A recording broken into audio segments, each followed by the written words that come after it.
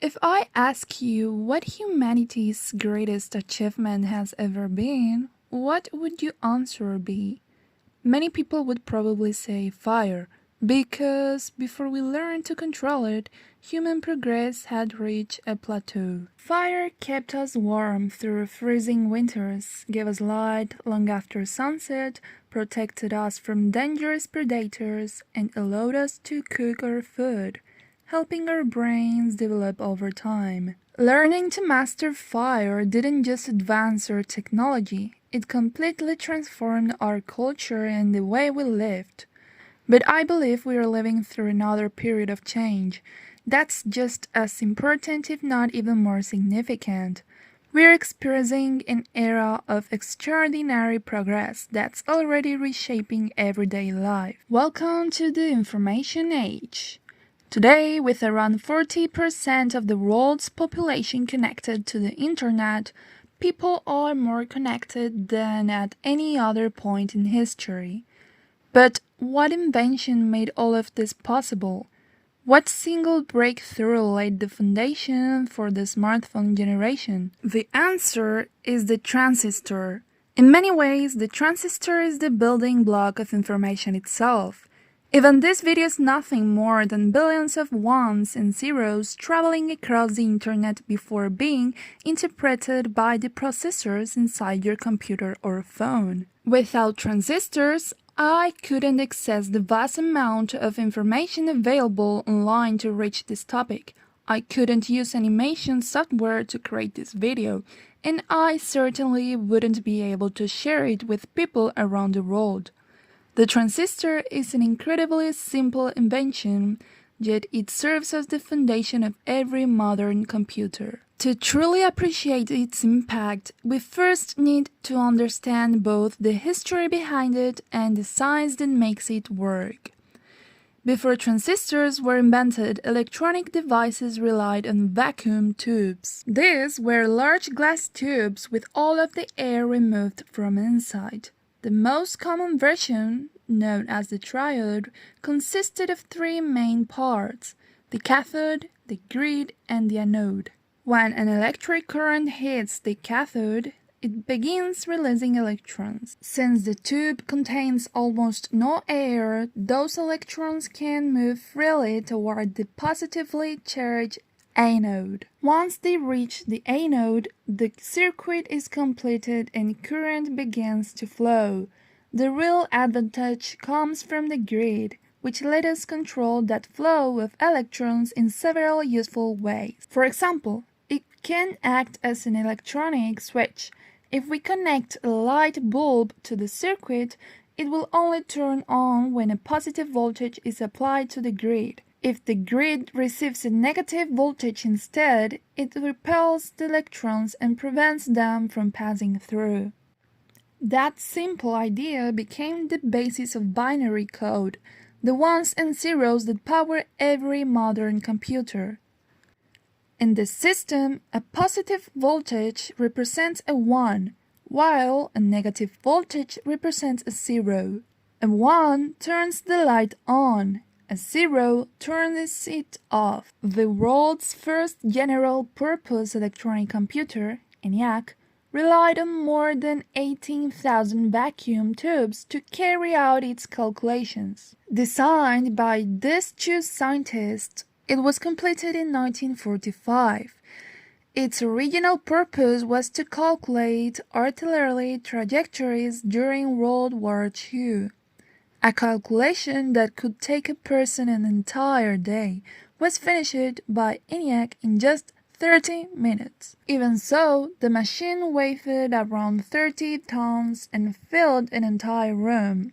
It also consumed enormous amount of electricity because every vacuum tube had to be heated before it could operate. That heat meant the tubes failed frequently and had to be replaced on a regular basis. All of that hardware was needed to perform tasks that a modern smartphone can handle effortlessly.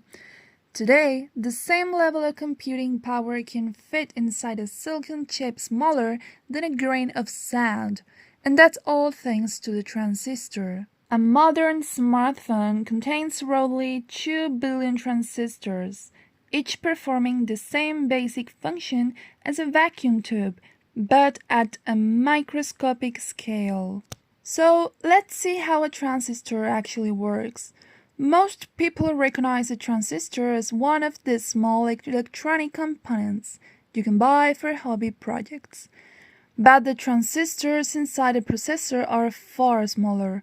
They're manufactured with incredible precision on ultra-thin silicon wafers cut from large, highly pure silicon ingots. So, why is silicon such an important material that an entire region became known as Silicon Valley? The answer lies in the fact that silicon is a semiconductor. Unlike ordinary conductors or insulators, its electrical properties can be carefully controlled by adding tiny amounts of other elements to its crystal structure. A silicon atom has 4 electrons in its outer or valence shell. That outer shell determines many of an atom's chemical properties. Atoms naturally tend to become more stable when they have 8 electrons in that shell. To achieve that stability, each silicon atom forms 4 covalent bonds with its neighboring silicon atoms. But everything changes when we introduce small impurities into this otherwise pure crystal.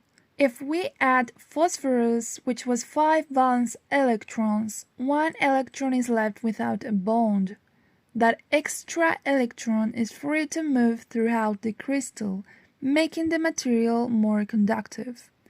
Because these free electrons carry negative charge, this material is known as N-type silicon. On the other hand, if silicon is doped with boron, which has only 3 valence electrons, 1 bond is left incomplete. The material now tries to capture an electron from a neighboring atom, creating what's called a hole. Although a hole isn't a real particle, it behaves like a mobile positive charge moving through the crystal. By increasing the number of mobile charges, we have made the material much better at conducting electricity. Now, if we arrange layers of N-type and P-type silicon together and attach electrical contacts, we create one of the most common transistors ever made, the NPN transistor. Its operation depends on the interaction between free electrons and holes where those two materials meet. Electrons naturally move from the N-type region into the P-type region to fill those holes. This creates a thin boundary. That layer acts like a barrier, preventing additional electrons from crossing. However, when a positive voltage is applied to the base terminal, that barrier is reduced, allowing current to flow through the transistor. As you can see, the basic principle is very similar to the way a vacuum tube works. But how does this tiny switch allow computers to perform incredibly complex tasks? Let's look at a simple example, adding 2 numbers together. Before we can do that, we need to understand how numbers are stored in binary. Binary uses only 2 digits, 0 and 1. Here we have the number 15, which is the largest value that can be represented using 4 bits. Each bit represents a power of 2 from right to left. They stand for 1, 2, 4, and 8. When the appropriate bits are turned on, their values are added together to produce the final number. Every additional bit doubles the maximum value that can be represented. For example, 5 bits allows us to count all the way up to 31. Now let's add the number 5 and 6. To do this, we need a circuit that outputs a 1 whenever only one input is 1, while also carrying a 1 to the next position whenever both inputs are 1. That combination gives us the correct result of 11. The simplest circuit capable of doing this is called a half-adder.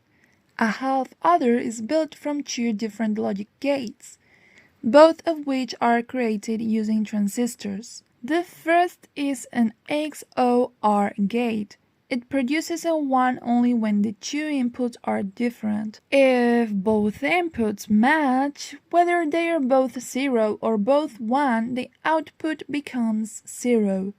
The second is an AND gate, A-N-D gate. It only outputs at 1 when both inputs are 1.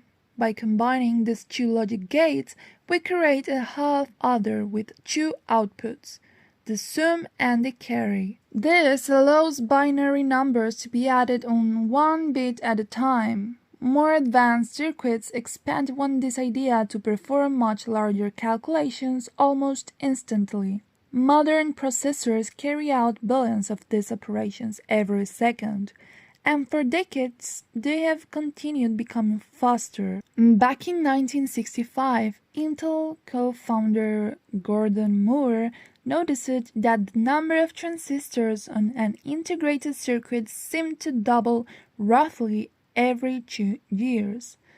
This observation became known as Moore's Law. For decades, the semiconductor industry managed to keep pace with that prediction. However, in recent years, progress has started to slow.